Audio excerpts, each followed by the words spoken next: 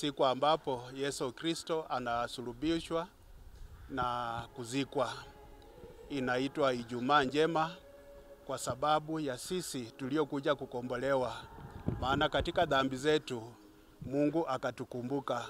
Sasa ni Ijumaa Njema maana mwenye dhambi amekumbukwa, ametembelewa na Mungu kupitia kwa Mwokozi wetu Yesu Kristo. Ni historia yetu kama kanisa la Anglican ya kwamba siku hii tunaamuka saa 3 asubuhi, tunaanza safari ya njia ya msalaba. Ila ambayo tumefanya si kutembea tu, bali tumetoka katika njia ya msalaba.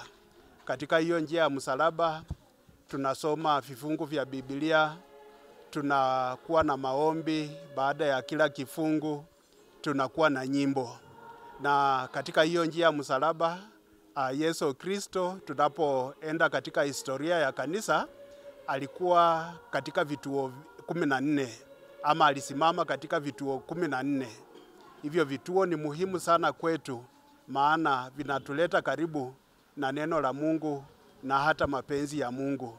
Sasa kila ambacho tumefanya ni kwamba tumetoka katika njia ya msalaba.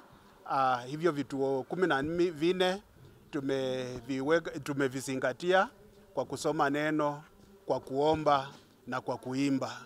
Kauli mbiu ya mwaka huu ni mambo matatu. Jambo la kwanza ni upendo. Unapoangalia pala ambapo tunaelekea kama wanadamu, tumekosa kitu ambacho tunaita upendo, love in English. Na jambo lingine ni kwamba huduma, service. Sisi kama watumishi, wananchi wa taifa letu la Kenya, wa Kristo, tunaitwa to be servants, kukuwa watumishi. Siku hizi kila mtu anataka awe mkubwa, kila mtu anataka atumikiwe, kila mtu anataka atumie yule ambaye ako chini ya mamlaka yake kwa njia iliyo mbaya. Na mwisho, jambo la tatu ni kwamba humility, yani unyenyekevu. Wote tunaitwa tukaweze kuwa wanyenyekevu. So hayo mambo matatu, love, service and humility, ndio imekuwa kauli mbiu ya mwaka huu ya siku hii ya Easter. Haya matatu ni muhimu sana. Inji hii ipo kwa sababu ya upendo. Kama hakungekuwa na upendo, hatungefika hapa ambako tumefika. So tunaweza kuwa na tofauti, lakini tofauti hizo situfikishe mahala ambapo tutararua, we shall divide this nation, no. Hizo tofauti situlete katika kujua upendo ni nini. Vile vile kila ambacho kinasumbua taifa letu ni mambo na service.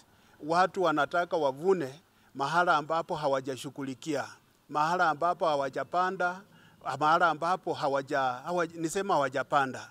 So tunatakikana kutokana na jasho letu tule.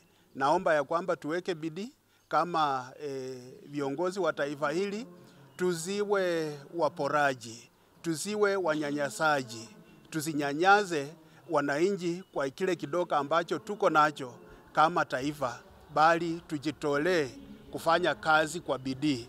Na mwisho, mambo ya humility, tuvumiliane. Maana bila kuvumiliana kama taifa hatuwezi tukakuwepo.